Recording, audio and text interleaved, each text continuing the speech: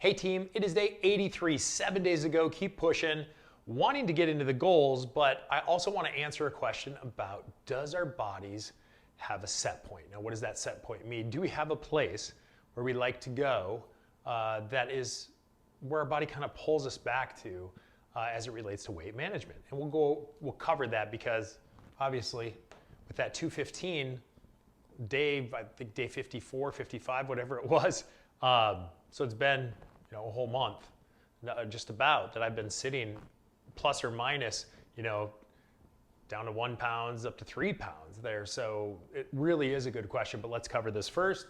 215.2, man, 28.96. I ate early in the day. I bought some new granola because granola has a decent amount of protein in it, decent amount of fiber in it, and just wanted to get my whole grains.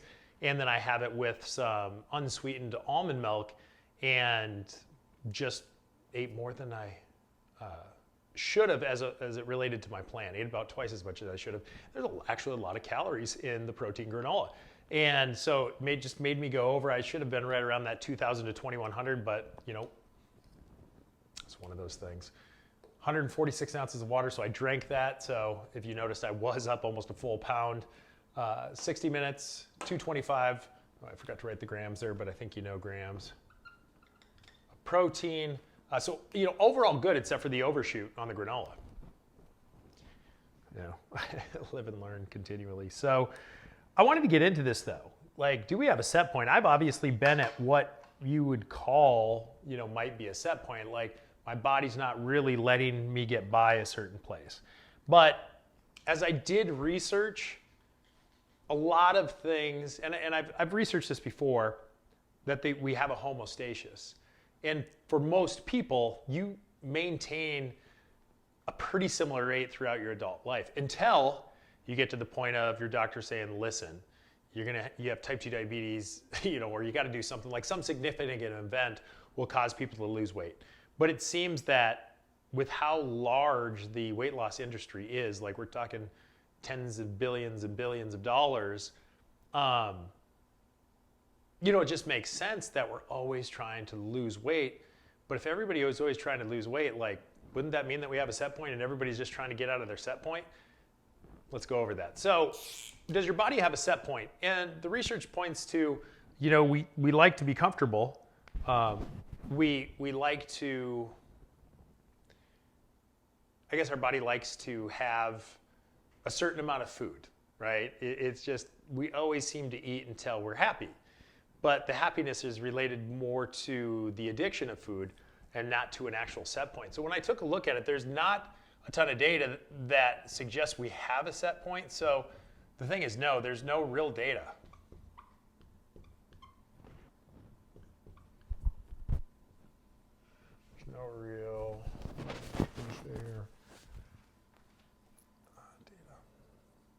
Data. It's hard to measure, because it's largely subjective or self-reporting.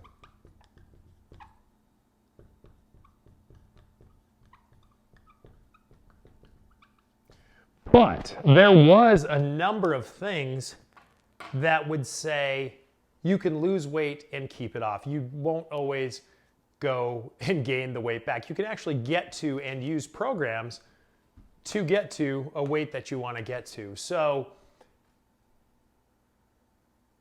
as far as a set point, I would say that your body, if you follow a caloric diet and a caloric eating plan, I should say, and you have some consistency from the research, you will be able to get to a certain point. Now, pushing through a certain body fat percentage, I have found myself through this 90 days, but more and more as I look at people that compete, fitness models, people that get their body fat to super, super lean, that's when it gets uncomfortable. That's when you have to do some extra things. That's when you have to be super, super tight on your macros. You have to do extra cardio. You sometimes got to time your carbs depending on how your body reacts. There's a lot more that goes into it. And it's, if you're doing it for your first time, it most likely will take longer than 90 days unless you start at a pretty lean, like 15% body fat, 14% for guys, And for women, you're right around that 20%, 18%. So that was one thing that was interesting. The second thing is that the people who maintained their weight, or the people who got through that set point, they had a couple things that were, well, more than a couple things. They had a few things that they actually did. And it's very similar to what we're doing here. First and foremost is they weighed themselves.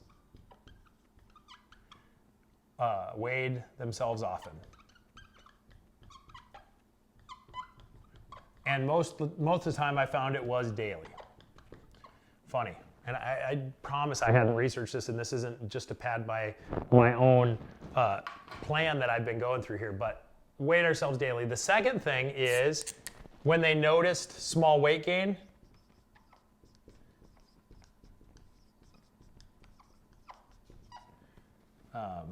I'll say 5% or less.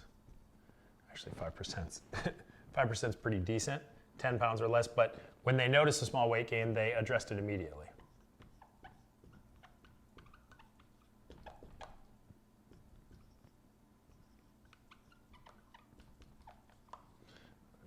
Sorry.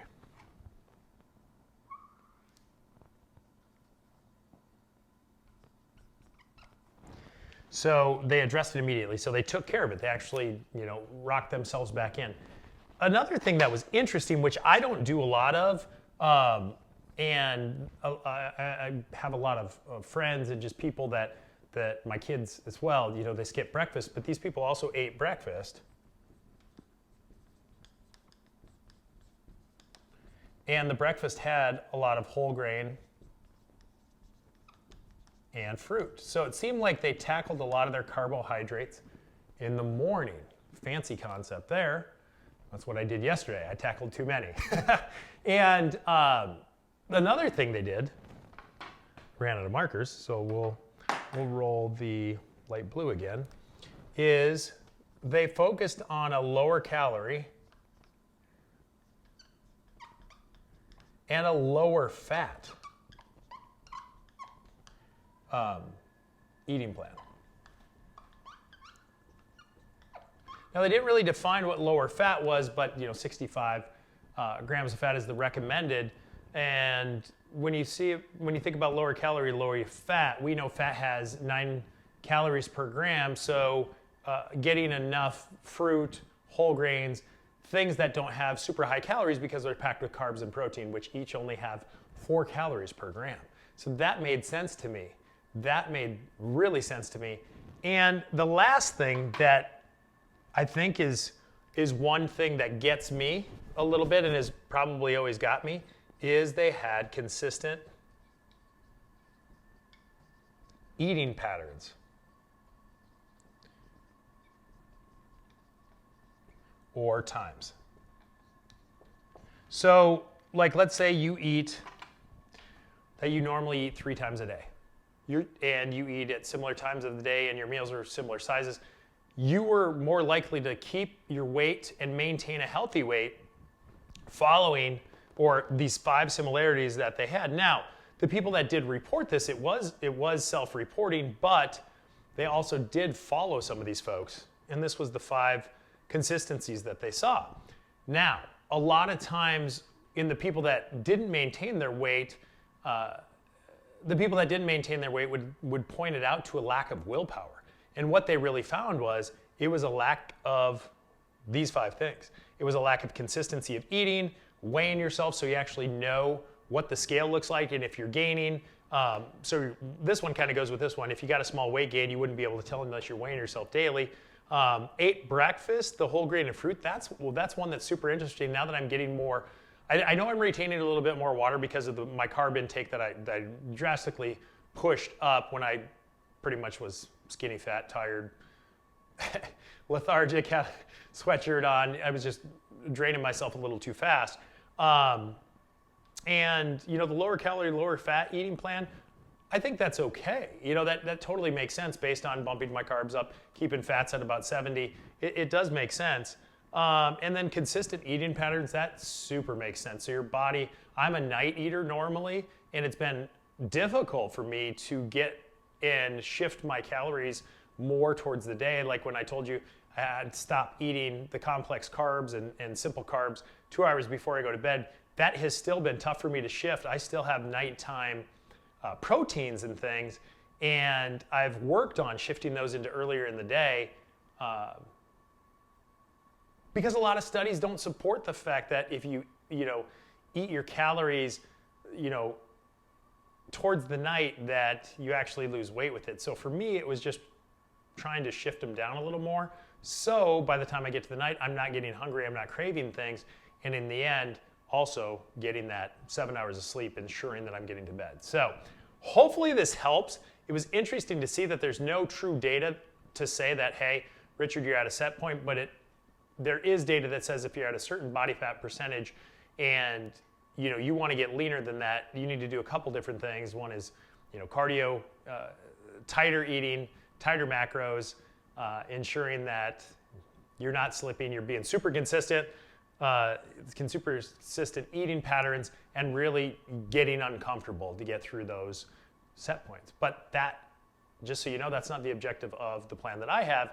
It's to simplify things and ensure that everyday Americans can know the 3 things that it takes to maintain a healthy weight and healthy lifestyle. So again, thank you so much for your support. If you have any more questions, let me know. If you have any suggestions for the last 7 days before we get to 90, let me know.